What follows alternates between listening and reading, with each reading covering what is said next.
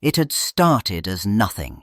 Minutes dragged, and the body refused to settle. Fingers hovered, ready to scroll for no reason. The mouth looked for a snack it did not want. The mind checked the moment like a pocket for a missing key. Attention kept breaking apart. A notification was expected, then nothing arrived. A tab got switched, then another, then back again. The same few thoughts replayed and still felt unfinished. The urge was simple: leave this moment, even without a destination. That was the strange part. Consciousness stayed awake, but it did not know what to do with the empty space. It kept reaching for an input, any input, as if silence meant danger. Boredom was not blankness, it was searching without finding. Boredom did not mean the mind went blank. Attention stayed switched on. It just failed to latch onto anything that paid off. Consciousness kept looking for a target that felt worth holding, and it did not find one. So the spotlight of awareness jittered. It landed on a sound, then a feeling in the body, then a passing thought, then the room again. Each thing got tested for a second. None of it held. The scan resumed. That restless searching created the feeling of emptiness. Not because nothing happened, but because nothing gripped. The mind kept sampling options, dropping them, and reaching again. Boredom became attention without a home, always in motion. Boredom did not come from nothing happening. It came from something else happening at the same time, a quiet comparison. The present moment got weighed against a different moment that felt more worth it, even if it never took a clear shape. That hidden alternative did not need details. It only needed a promise. Something better existed somewhere. More interesting, more meaningful, more alive. And the mind kept measuring the gap. The bigger that imagined upgrade felt, the flatter the now became. Consciousness never only recorded what was in front of it. It also ran simulations of what could have been happening instead, then judged the distance between them. Boredom was that judgment made into a feeling, a verdict. This moment fell short. Clock time kept moving in steady units, indifferent to anyone watching it, but felt time got built inside awareness, moment by moment. It depended on change. When something shifted, time seemed to move. When nothing registered, time seemed to stall. Consciousness kept sorting experience into events. This happened, then that happened. Those markers became the spine of a minute. In boredom, fewer moments became markers. Attention skimmed, found nothing to hold, and memory stored less, so the same minute felt heavier. So boredom did not slow the world. It slowed the mind's sense of progress through it. Without meaningful change, awareness kept rechecking the same present. Seconds arrived on schedule, but experience did not advance. Time felt stretched because the story of time stayed blank. Under the surface, consciousness had acted like a prediction machine. It took patterns from the last moment and quietly guessed the next one. Most of the day, small surprises corrected those guesses, but when the guesses kept matching perfectly, the mind had nothing to fix.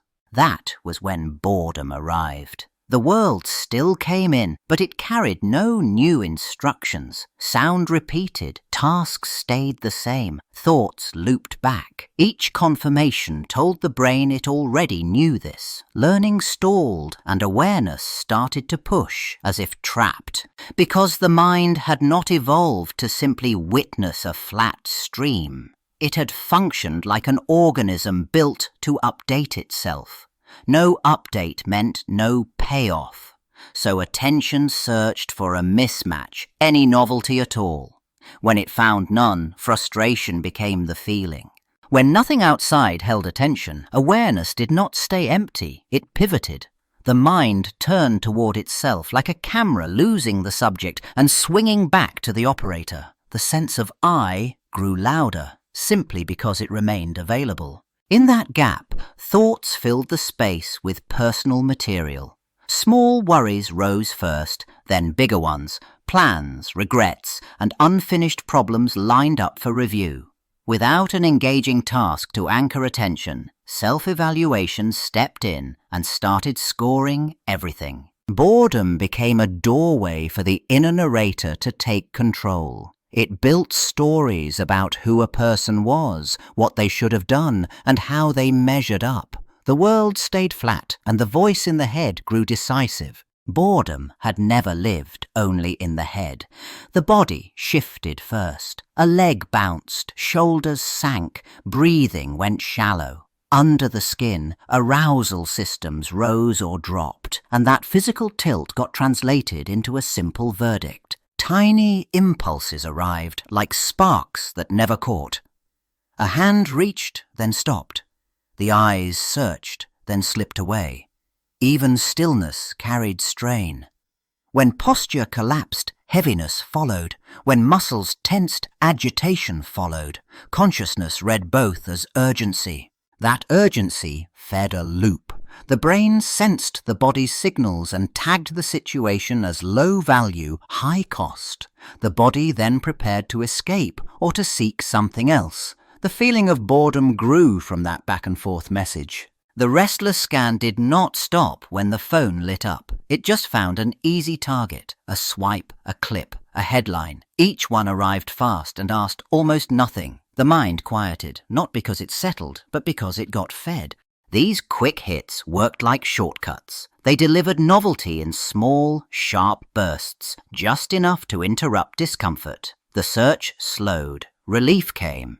But the attention never really anchored, and the moment never grew richer. It only got replaced. Afterward, the silence returned with a new twist.